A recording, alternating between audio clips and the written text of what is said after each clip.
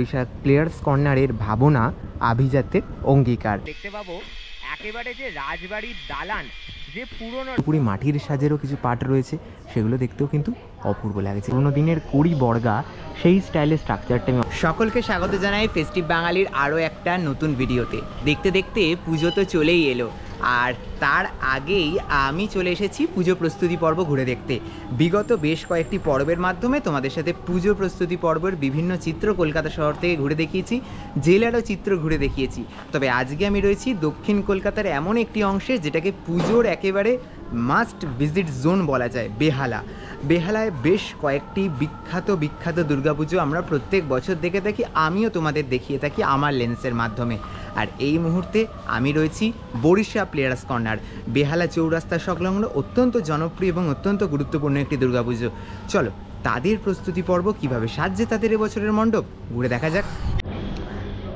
বেহালা তথা বরিশাল অঞ্চলের অন্যতম বিখ্যাত একটি দুর্গাপুজো হলো বরিশাল প্লেয়ার্স কর্নার, যেটিকে সৌরভ গাঙ্গুলির দুর্গাপুজো নামেও আমরা চিনি। একেবারে সৌরভ গাঙ্গুলির যে পাড়া বা তার বাড়ি, তার সামনেই এই দুর্গাপুজো হয়ে থাকে বরিশাল প্লেয়ার্স কর্নার। আর এবছর বরিশাল প্লেয়ার্স কর্নারের ভাবনা আভিজাত্যের অঙ্গীকার, আর এই ভাবনাকে নিয়ে তাদের মণ্ডপ সেজে উঠছে। তাদের প্রস্তুতি কিভাবে চলছে তা ঘুরে দেখতে চলে এলাম একেবারে তাদের নির্মীয়মান মণ্ডপের সামনে। আর আমি দেখতে পাচ্ছি এই রাস্তার ওপরই তো বেসিক্যালি তাদের মণ্ডপ হয়ে থাকে। আমি দেখতে পাচ্ছি তাদের মণ্ডপ নির্মাণের কাজ কিন্তু একেবারে জোর কদমে চলছে। বাইরে থেকে যেটা দেখেই বুঝতে পারছি, এটা একেবারে কিন্তু একটা বিরাট বড় কোনো রাজবাড়ি বা পুরনো যে বনেদি বাড়ি, তার আদলেই কিন্তু গড়ে উঠছে এবছরের তাদের এই মণ্ডপ। একেবারে ওপর দিক থেকে যদি আমি দেখাই, পুরো অংশটাই কিন্তু একটা বিরাট বড় রাজবাড়ির মতো দেখতে লাগছে, মানে টোটাল এই জায়গাটা। আর অপূর্ব সুন্দরভাবে কিন্তু সেজে উঠছে। প্রত্যেক বছর প্লেয়ার্স কর্নার নতুন নতুন চমক উপহার দিয়ে থাকে আমাদের, আর এই বছরও তার অন্যথা নয়। ভেতরে তো যাবো, ভেতরে তো কাজ একদম জোর কদমে এগোচ্ছে, তার শব্দ নিশ্চয়ই শুনতে পাচ্ছ তোমরা। আমি তবে দেখাই তার আগে এই যে রাস্তার যে অংশটা, এই রাস্তার অংশটাতেও কিন্তু মণ্ডপের বিভিন্ন যে পার্ট সেগুলো কিন্তু ইনস্টল করা হয়ে থাকে। আর এই জায়গায় কিন্তু বাঁশ বাটাম দিয়ে বিভিন্ন যে স্ট্রাকচার সেগুলোকেও তৈরি করে ফেলা হয়েছে। সেখানেও কিন্তু মণ্ডপের বিভিন্ন অংশ ধীরে ধীরে আগামী দিনে হয়তো ইনস্টল হবে। এবার চলে যাব একেবারে সরাসরি তাদের নির্মীয়মান মণ্ডপের অন্দরমহলে, যেখানে কিভাবে কাজ চলছে সেটা একটুখানি ঘুরে দেখাবো তোমাদেরকে। ভেতরে আমি চলে এসেছি এই মুহূর্তে। আচ্ছা, একদিকের অংশটা তো দেখালাম, আরও একদিকের অংশটা দেখাই। সেই অংশটাও দেখে কিন্তু অনেকটা একই রকমভাবে পুরোপুরি একটা সম্পূর্ণ যে বনেদি বাড়ি বা রাজবাড়ির আদলে সম্পূর্ণ যে আর্কিটেকচার, সেই ধরনের স্ট্রাকচারাল ফর্মগুলো কিন্তু মণ্ডপে পুরোপুরি ইনস্টল করা হচ্ছে। সেই যে মোটা মোটা পিলার রাজবাড়ির, সেইগুলোকেও কিন্তু একেবারে তুলে আনা হচ্ছে এই প্লেয়ার্স কর্নারের পুজো মণ্ডপে। মণ্ডপের একেবারে ওপরের দিকটা যদি দেখাই, ওপরের দিকটা পুরোপুরি বাটাম দিয়ে কিন্তু প্লাই দিয়ে একটা চৌকো স্ট্রাকচার করা হয়েছে। সেই যে পুরোনো দিনের কুড়ি বর্গা সেই স্টাইলের স্ট্রাকচারটা আমি অনেকটা বুঝতে পারছি। এটা যেভাবে সেজে উঠবে ক্রমে ক্রমে, তখন তো আমাদের কাছে নিশ্চয়ই স্পষ্ট হবে কিভাবে সাজছে এই বছরের বরিশাল প্লেয়ার্স কর্নার। আর একেবারে পুরোপুরি যদি বলি, বনেদি বাড়ি বা রাজবাড়ির আদলেই তাদের এবছরে মণ্ডপ সেজে উঠছে। এই জায়গায় দেখতে পাচ্ছি মণ্ডপের এই অংশটা বিশেষভাবে যদি দেখাই, তাহলে কিন্তু দেখতে পাবো একেবারে যে রাজবাড়ির দালান, যে পুরনো রাজবাড়ি বা বনেদি বাড়ি, সেই পুরনো রাজবাড়ি বনেদি বাড়ির দালানের আদলেই তাদের মণ্ডপের এই অংশগুলো গড়ে উঠছে। এখানে কিন্তু ওই ফোম দিয়ে যেই যে দরজা জানলা যেগুলো হয়ে থাকে পুরনো রাজবাড়ির মধ্যে, যে স্টাইলের যেগুলো হয়ে থাকে, সেগুলো কিন্তু বানানো হচ্ছে। এগুলোকে কিন্তু মোটামুটিভাবে সাজানো হবে এই মণ্ডপের অন্দরমহলে। এবার তোমাদের বরিশাল প্লেয়ার্স কর্নারের মাতৃপ্রতিমার দর্শন করাই। অপূর্ব সুন্দর এক মাতৃপ্রতিমা বরিশাল প্লেয়ার্স কর্নারে এবছর দেখতে পাচ্ছি। একেবারে যেমনটা বললাম, আভিজাত্যের অঙ্গীকার, ঐতিহ্য আর আভিজাত্য মেনে সেই যে মায়ের এক অপূর্ব প্রতিমা, যেখানে সেই সাবেকি আনার ছাপটা যেমন রয়েছে, তার সাথে সাথে নিখুঁত কিছু কারুকার্যের মাধ্যমে কিন্তু মায়ের সাজকে সাজানো হচ্ছে। আমি যদি একটু দেখাই একেবারে কাছ থেকে, তাহলে মায়ের এই যে শাড়ি বা সাজসজ্জাতে এই ধরনের যে নিখুঁত কিছু কারুকার্য, যেগুলো দেখতে কিন্তু অপূর্ব লাগছে, এগুলোকে কিন্তু খুব ডিটেলিংয়ের সাথে করা হয়েছে। পুরোপুরি মাটির সাজেরও কিছু পার্ট রয়েছে, সেগুলো দেখতেও কিন্তু অপূর্ব লাগছে।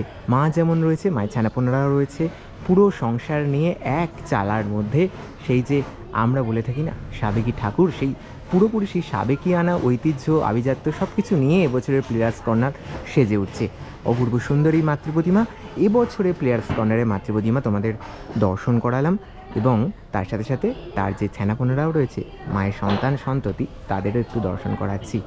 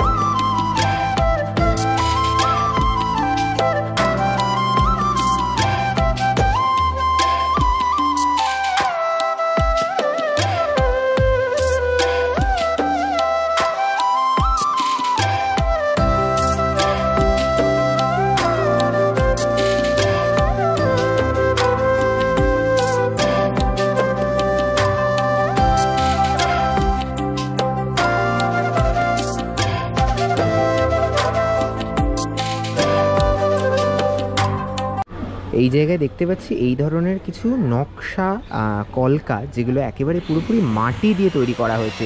এই জিনিসগুলো দেখতে কিন্তু খুব সুন্দর লাগছে।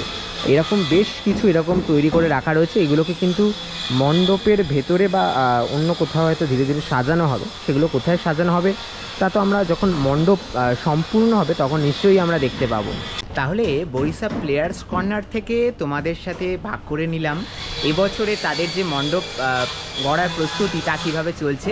আর এই বরিশা প্লেয়ার্স কর্নারের তো আলাদা একটা পরিচয় রয়েছে, তোমরা জানো সৌরভ গাঙ্গুলির পাড়ার পুজো, তিনি নিজে এই পুজোর সঙ্গে যুক্ত রয়েছেন।